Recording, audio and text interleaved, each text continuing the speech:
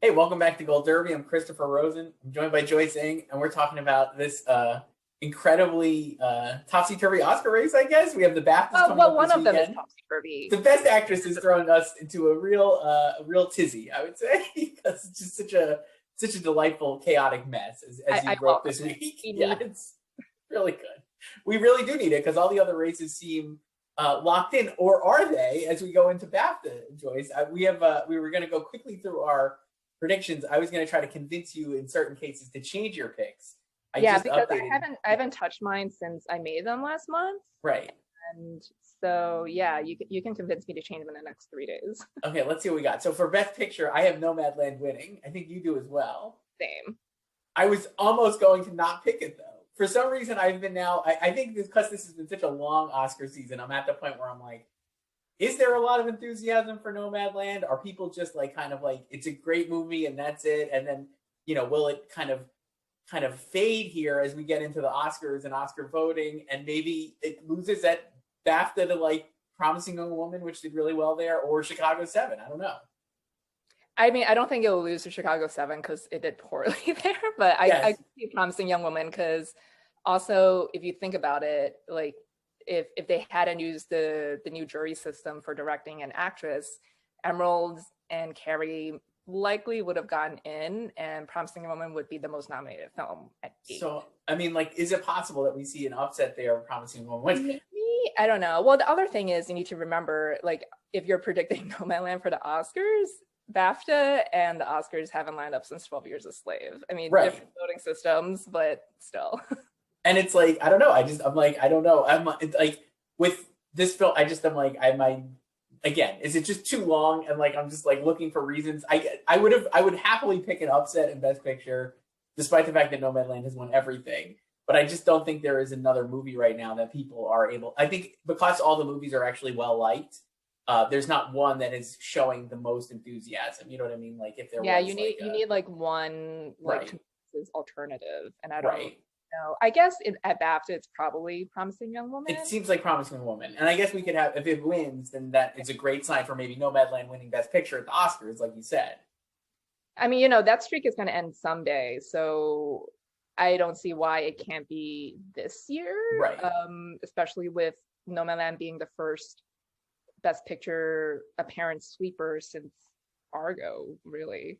Which So, is bizarre as well.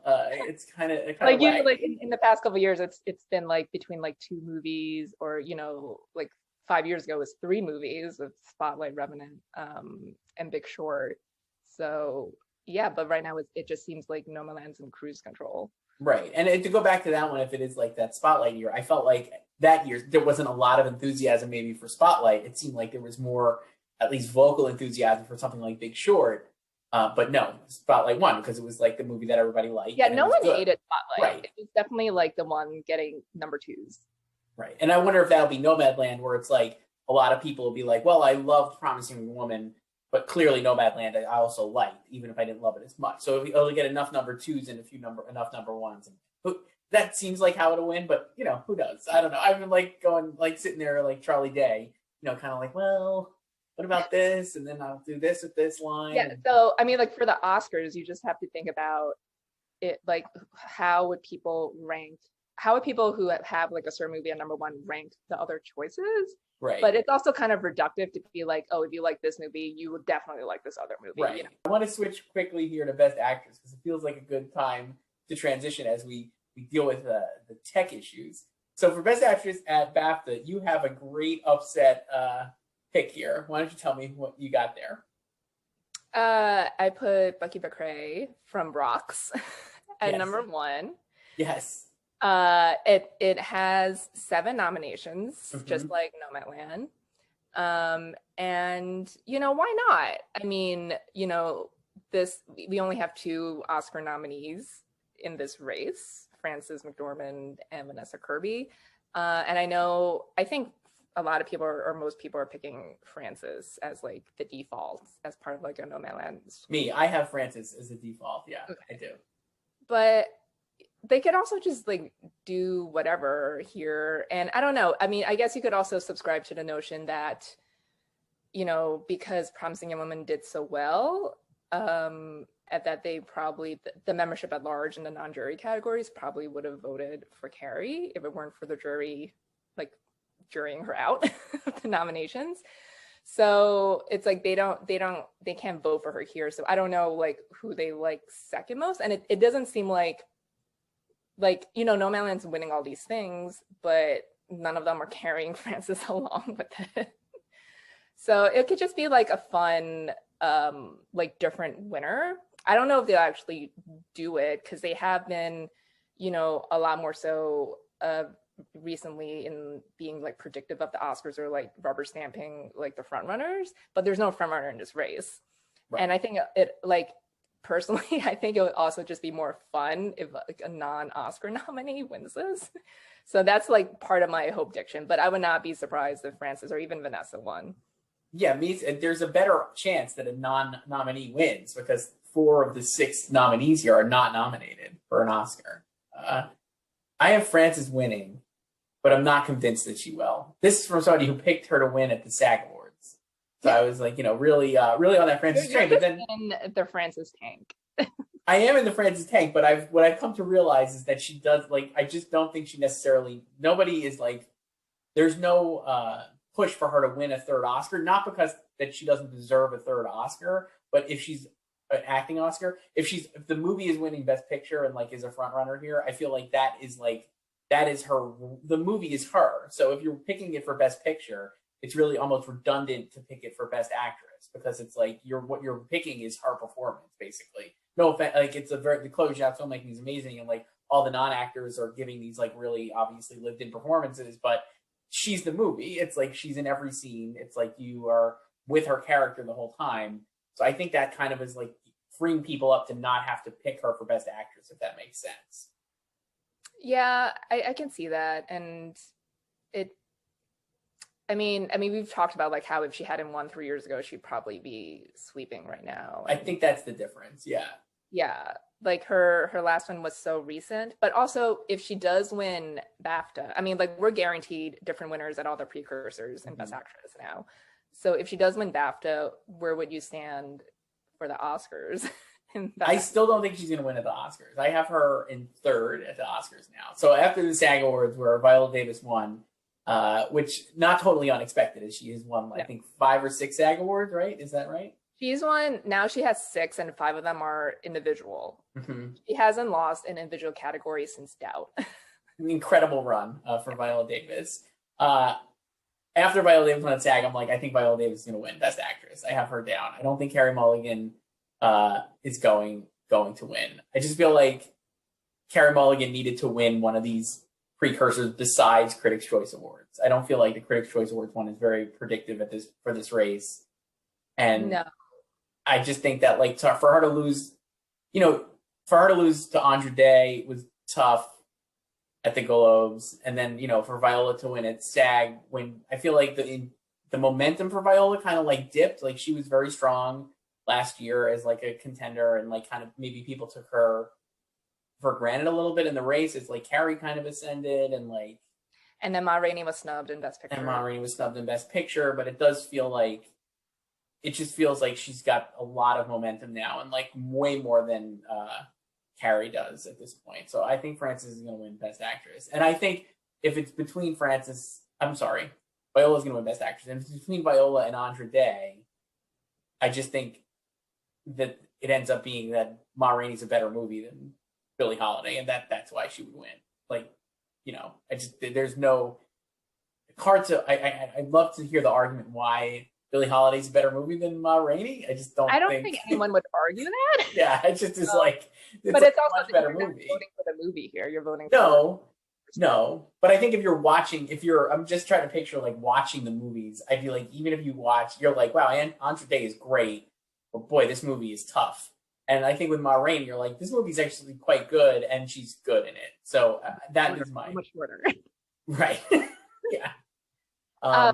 Yeah, like Carey is now starting. Like, remember back like way early beginning of the season where everyone who had already seen Promising Young Woman from like last year at Sundance, they were just hoping that Carey would get a Best Actress nomination because it's like an anti-Oscar baity role, and that was like the goalpost. And then it became like maybe actress and like original screenplay for Emerald. And then it was like those two. And then it kept growing in buzz. It was released. People loved it. You know, she got like great reviews, and it got 4 Globe nominations, and she rose to first. So she had all this momentum going.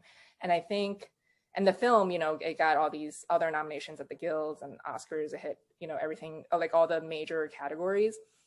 So I kind of feel like we've been like blinded by the success of the movie, and maybe misinterpreting the success and the nominations for the movie as like, you know, it's transitive, that like the people who love the movie and maybe like Emerald's direction and screenplay are going to automatically vote for Carrie, an actress. And it's kind of appearing that they're not going to. Like, this could very well just be like another Get Out, you know, like the cool, socially relevant movie that just wins original screenplay. Not that Daniel Kaluuya back then was ever really in the running for Best Actor.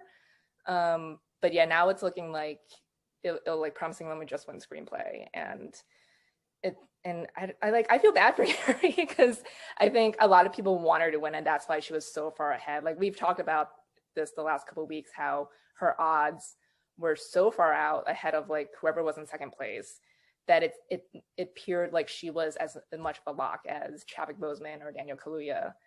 And like, I've always said, like, she's not, like, she could like easily lose. I mean, right. I still predicted her at SAG, but I was like, she could easily lose that to Viola, and she did.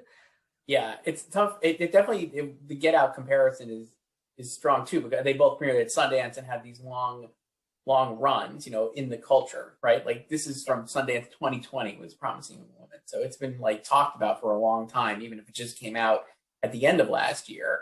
I also feel like, and again, this is just like my view of it, but I wonder if depending on how it shakes out, I wonder if like Promising Woman and Chicago 7 are dinged because of just the way they peaked. I feel like in the race, like they just peaked too soon for this long race. And maybe if the Oscars were in early February, Carey Mulligan would have just steamrolled, right? Because like she had so much momentum in December and January, and it felt like people were really like rallying around her more so than like Viola and Frances and Andra Day. That if the Oscars were February 9th, she would have won. But the fact that they're April 25th, it has dipped a lot of the, like, you know, the buzz maybe around Promising Woman, and like it's allowed like a Viola Davis or an Andra Day to like kind of like reascend in their category and like take it. I don't know. It's hard to like quantify that. Like, I don't know how you would, but that's just my impression of it a little.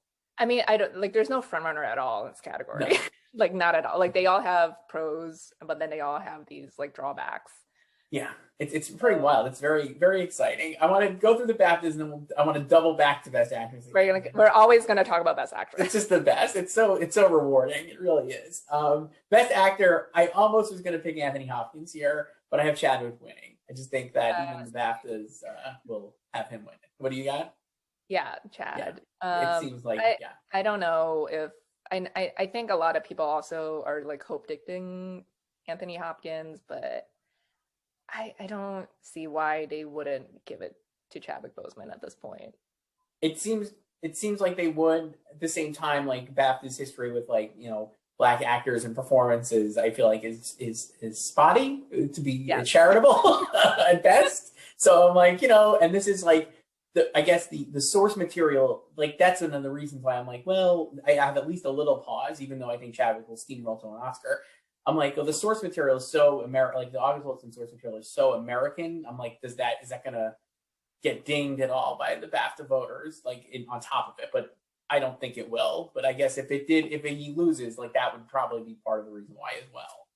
Yeah, and also like, you know, back in February or whatever, you know, when people were still predicting Anthony Hopkins for the Globe, like that argument was that like he's never won a Globe, a competitive Globe, you know, but he's won 2 BAFTAs. Right. Like, don't owe him anything here. Yeah, there's no real, and he's not like we said, like he's not campaigning at all. No. Which leads me to believe that right. I could see Riz Ahmed winning too. I mean, I would love that. That would be pretty cool. But yeah. And then for Best Supporting Actress, what do you got there now? I currently have Maria Bakalova, but I'm probably gonna change it to Yoon Jung-young. Yeah, I So have Yu Jung Yoon as well for that one. I think she's locked in now, and I am very excited for her best actor, or best supporting actor speech. I'm glad I kept her at first for the Oscars, especially after SAG, because I didn't really have faith in SAG to give her the individual win. Yeah, But yeah, they did it. yeah. So, and the other thing is that I mean, like, I initially put Maria here at first because, you know, she's European and Borat originated from a British TV, you know. But I also feel like, you know, now that she's lost the SAG, where we all thought, like, you know, Borat being such a populist film, like, she had a better chance of winning. And she lost, and she's now lost at the places where everyone expected her to win, like SAG and the Globes. Right. Yeah, I think for her, it feels like the nomination is the reward, right? Yeah, like, I feel that like is it. Like, especially with like her type of performance in the movie, I feel like she needs to be like a sweeper to win the Oscar. Yeah. And like Yoon is like, that's just, you know, everyone kind of felt like that, like this was like the perfect place to award Minari, and now it's kind of bearing out like with the SAG win, and everyone was so happy for her. It was That's really it too. Yeah, like it was like every person seemed like genuinely thrilled that she won. Yeah. So I think that's going to carry her to an Oscar and the BAFTA. Yeah, but even if like Yoon like loses this, I would still keep her for the Oscar. Like I could see Definitely. like Ali winning for Rocks, Yeah. another Rocks nominee. Yep. So, well, if this movie rocks, I gotta check it out. Yeah. I gotta be honest, I have not seen it. I don't even know if we can here in America. Is it even out anywhere? What do you think? I don't think. No, we'll look it. I'll look it up. I'll Google that later. But yeah. And then Best Supporting Actor, I'm actually predicting an upset because I just am like, you know, why not? I have Paul Raci winning for Sound of Metal over Daniel Kaluuya. Again, the reason being the BAFTAs and their track record with rewarding Black actors is very, very questionable. You're only going to go with one. And also, again, in a very American story like Judas and the Black Messiah. And Daniel Kaluuya is British, which helps, but he's been very critical of, you know, Britain, rightly so, about their track record with race. So I'm like, I wonder if that's going to ding him a little for the BAFTAs as well. And Paul Raci, again, I think Sound of Metal is a really beloved movie, and this would be a nice surprise win. Won't derail Daniel Kaluuya's Oscar at all. So that's why I just have him winning. That's my pitch for Paul Raci as an upset. I mean, that would be amazing if Paul Raci won something, because he hasn't been nominated anywhere else Right. and hasn't won anything. Yeah. Yeah, like I remember like a couple years ago, I predicted Dev Patel to win instead of Mahershala Ali, Mm-hmm. and he did. But I also did that because he is British, right?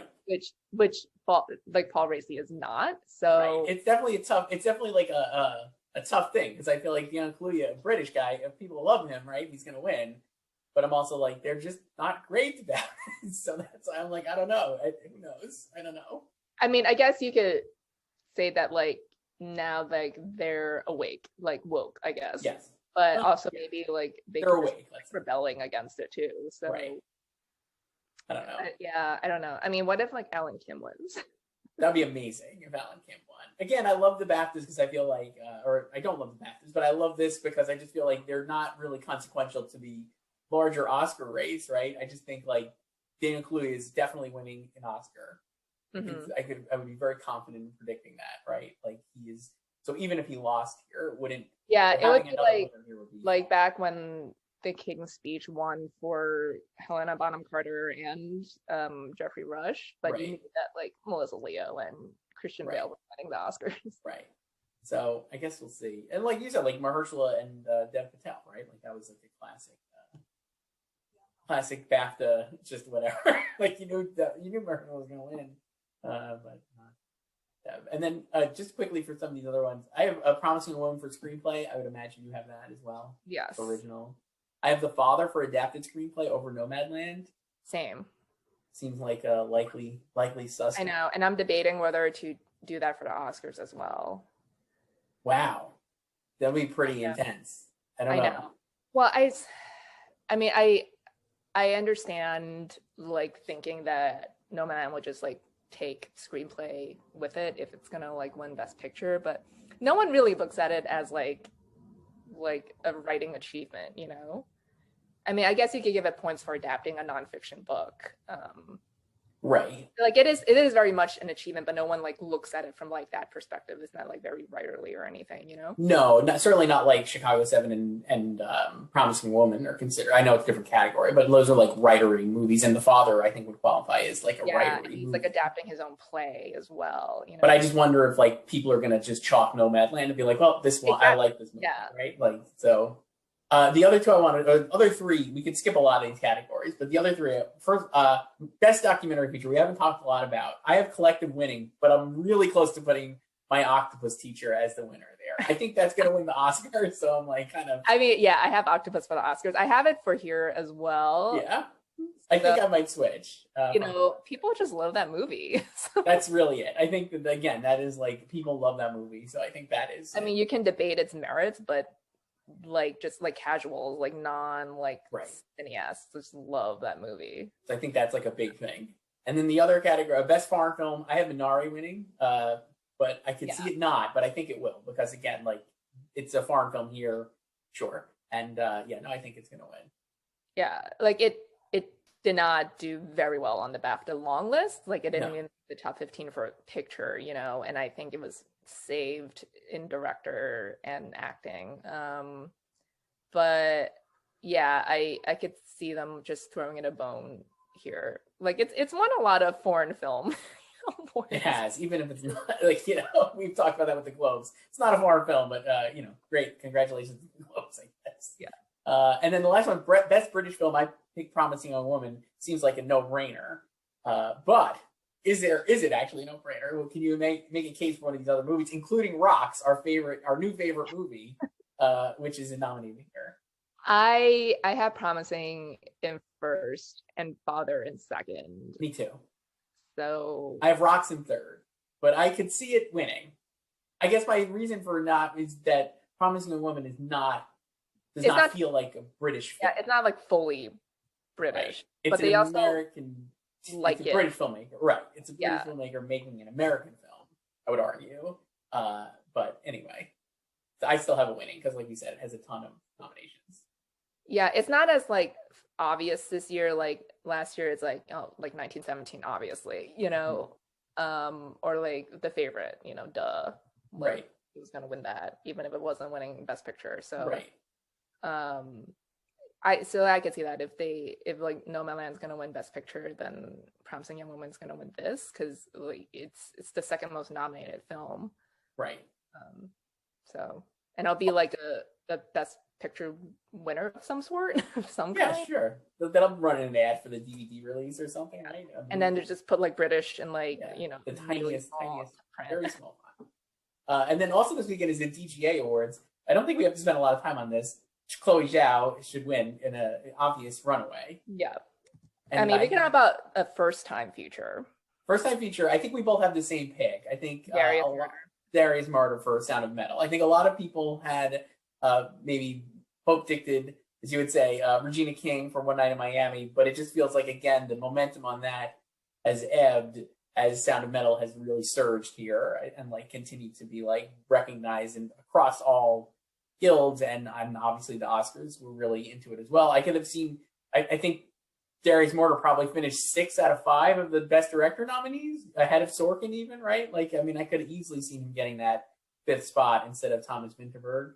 Yeah, like, and it's also like the story is so like unique and like it more so than like, you know, if you compare like the direction and the story of like Chicago 7, where I think you could say like, you know, like pretty much like anyone could have directed that and put their own stamp on it for sure. Right. But I feel like Sound of Metal is just such like a personal and like unique story, like and direction from him. And everyone just loves that movie. Like I've said it before, like I don't know anyone who doesn't like that movie. And yeah, great like movie. Miami has just kind of flatlined, and you know it didn't get Best Picture. And you know its nomination ceiling wasn't very high to begin with, because it wasn't going to hit like a lot of crafts. Right. And stuff. So I feel like it's just kind of like lost momentum. And you know Regina King is Regina King. So I kind of feel like that's why she was being predicted a lot early on, and like to win this as well. I don't even know if she's still in first in the odds or not. I don't believe she is. I would say the other problem with the One Night in Miami and Regina King is that I think it's a great performance movie, and I think like her directing of the performances is really what sells it. Like she's an actor. She's obviously very talented, like very able to get great performances out of her cast. Visually, it's not super. It's good, but it's not like you'd be like it's not super noteworthy. Whereas Sound of Metal, I think, is more directory, and maybe that's like a weird thing to like consider. And like obviously, like there's a larger world of directing that's very important, and like not to knock the visual of One Night in Miami, but I just think like if you're just looking at those two movies, you'd be like, oh, this one's better directed, even if they're not, you know what I mean? Even if it's not, just this way Sound of Metal is put together is just different. So I think that also helps Darius Martyr a lot in this category. The other thing for that one, I want to just do for the DGA documentary, I have My Octopus Teacher winning there as well. Again, just well liked. I think it's going to just kind of pick up a lot of momentum here this weekend as it cruises towards its Oscar win. Yeah, because I haven't touched these since March 10th, but I'm gonna probably change to Octopus Teacher as well. I was kind of hope dictating Welcome to Chechnya. Yes, I have that second. Sadly, it's been paid dust by everybody. Yeah, it's unfortunate. And then let's just go back. So best. Let's go do a quick Oscars. I want to just look at the Oscars quick. I have like we said, Viola winning Best Actress. So you have now. Who do you have for Best Actress now? I have Andra. I had her in second before SAGs. So now I have Andra, Viola, Carrie, Frances, Vanessa. So make your case quickly for Andra. I just feel like it's the baitiest role and performance of them all. Like we know they love like tragic doomed songstresses. And like, we just had one win last year. And yeah, like the film is like not great and she's a sole nominee, but they're not voting for the movie, and I feel like a lot of times they just kind of vote for what they like whether it's like the actor themselves or like the performance or just like whatever, like in the minute after they finish the movie it's like, oh my god, I really love that. And like she's had a lot of like industry people praise her, like Oliver Stone tweeted about her. Right, that's true. So yeah, like he's probably voting for her, and it's so like catnipy. And yeah, like Viola has a similar role, like playing a real life singer, arguably like far less known. But Andra also has like more screen time. She just does a whole lot more in a movie. And she has the Globe, and yeah, like she's been MIA for 2 months because she's not been nominated anywhere else.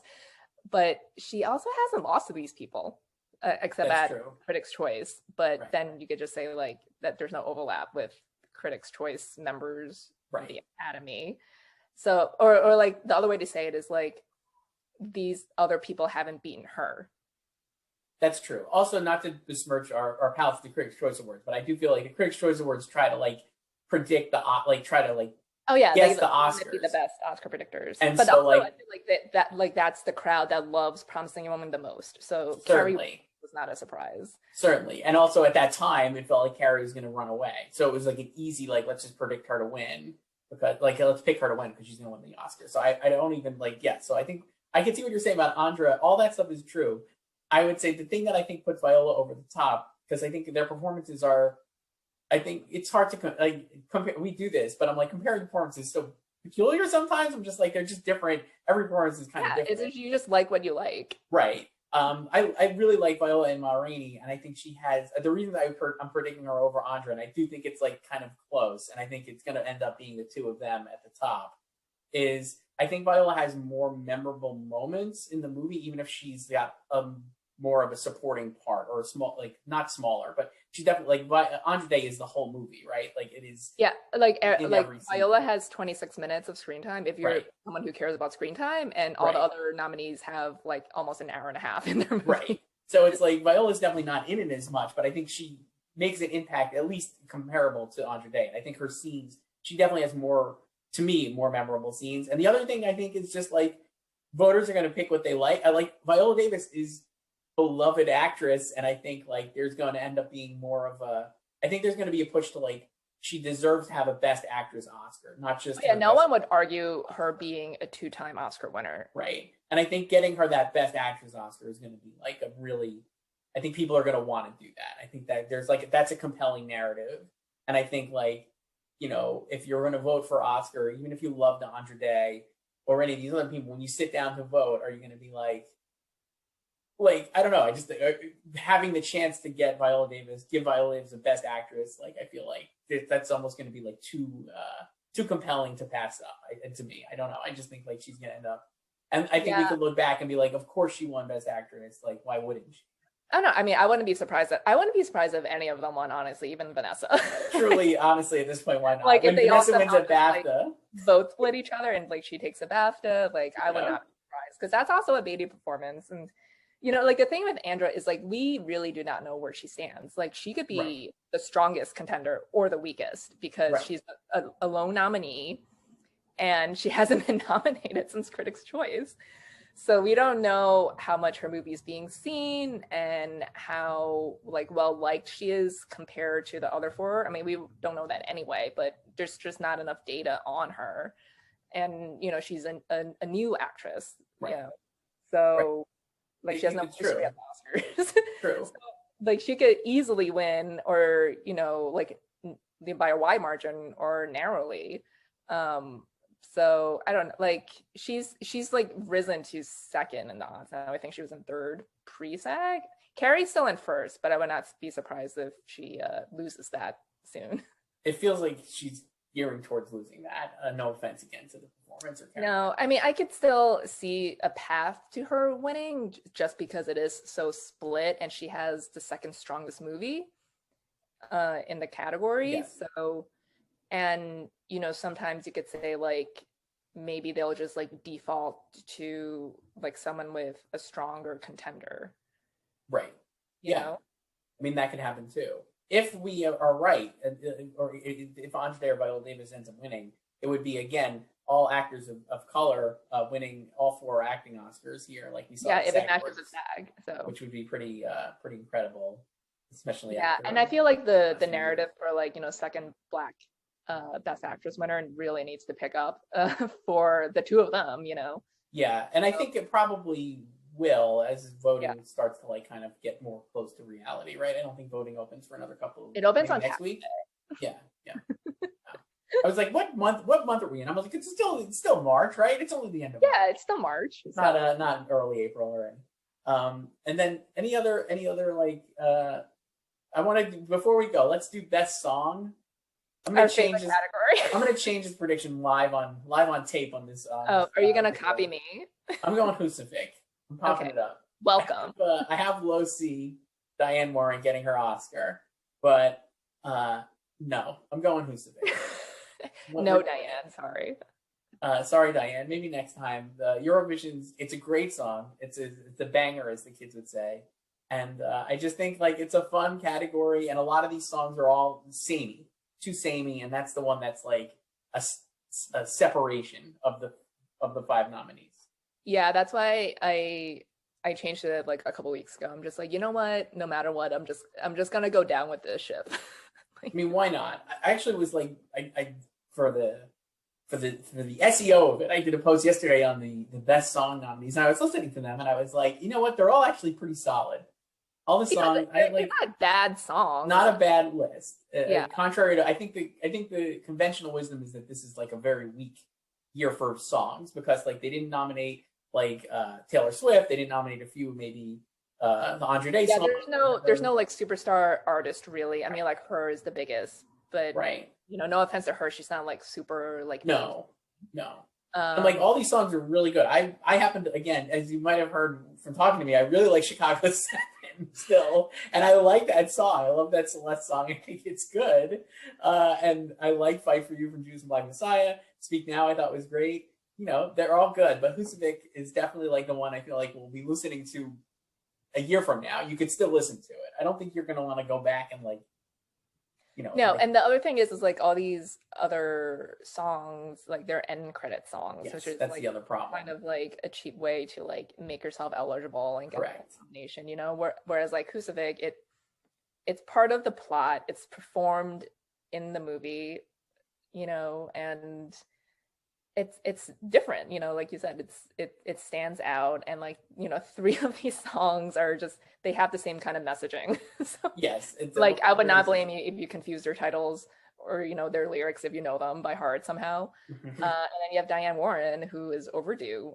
with an Italian song that it's really good, but I don't know, like, if I mean, I guess she could win, like, if they know that like it's her, and you know, yeah. the other nominees like split because it's like too samey, and like they don't really like know what like Eurovision is and haven't heard that song. I don't know. I just feel like my problem with the reason I kind of like also want to switch, well, I just did, is Diane Warren has never won. Is she going to win for, like, not that this is a bad song, right? But it's like, it's kind of like Glenn Close winning for Hillbilly Elegy. It's like, really, like, Okay, this song is not like Hillbilly Elegy. No, but I'm saying, like, I actually think Glenn Close is not. I think she's actually pretty memorable in Hillbilly Elegy. No, she's good, but like, yeah, like, you know what I mean? Like, I'm just like, it's just not the thing that Diane Warren should win an Oscar for. I don't think. I don't know. No, but that is retroactively at this point, like, you could just give her an Oscar, you know? I guess so. Yeah, I don't know. I guess it also, like, how many people do you think actually like listen to the songs before they vote? I would none. No, I don't know. Hopefully they listen to like if they haven't already heard it, like. Yeah, it's tough. I don't think any. So, but yeah, I have Husavik there, and then what else was I looking at to ask you? I guess that's it. I mean, for Best Picture, we still have Nomadland. We're going in. I think that's it. We still have an yeah. I don't know. I guess what would it take for you to change from Nomadland at this point? I just need, like, and I don't know if like we'll get it, just like evidence of like a strong alternative. Right. I think Minari really needed that. I mean, we haven't talked about Chicago 7 winning SAG. Right, but ironically, I find that less of a reason for, like, it's weird. Like, if Minari won at SAG, I would have been ready to pick Minari for Best Picture. Oh yeah, especially with like Yoon winning too. And the fact that Chicago 7 won, you would think then I'd also be like, wow, there's a big contender for Nomadland. But I just don't see it. I don't know. I don't think it's gonna happen. It feels like that SAG win for it. First of all, I think it's hilarious that like, you know, no offense to the cast, but like, you know, like, who are all great in the movie, that like, you know, 3 of the last 4 years SAG went with like POC casts, and this year they go with like the all male, like, mostly white cast. And when they had, like, you know, the other nominees were, you know, heavily like POC. Yeah. But anyway, like, yeah, I think like their SAG win is sort of like a Black Panther, like Hidden Figures. That's what it felt like to me. Like exactly. American Hustle, the Help kind of SAG ensemble win. And it doesn't translate to like a big like Best Picture, like, basically. And, you know, we've talked about like how we could go home empty-handed, and, you know, American Hustle went home empty-handed and they had 10 nominations. The Help, it does, won for Octavia, and Hidden Figures, you know, went 0 for 4. So it does also feel like SAG has a sweet spot for period 1960s movies, right? Based on like that group, like, you know what I mean? Like American Hustle, Hidden Figures. That's the key now. That's what we have to do. Chicago 7. It's like 1960s, like period, big sprawling cast doing like a lot of stuff. Is like very much catnip for that SAG award. So that's why I just don't think it's gonna happen. It doesn't. It feels like I'm very glad it won.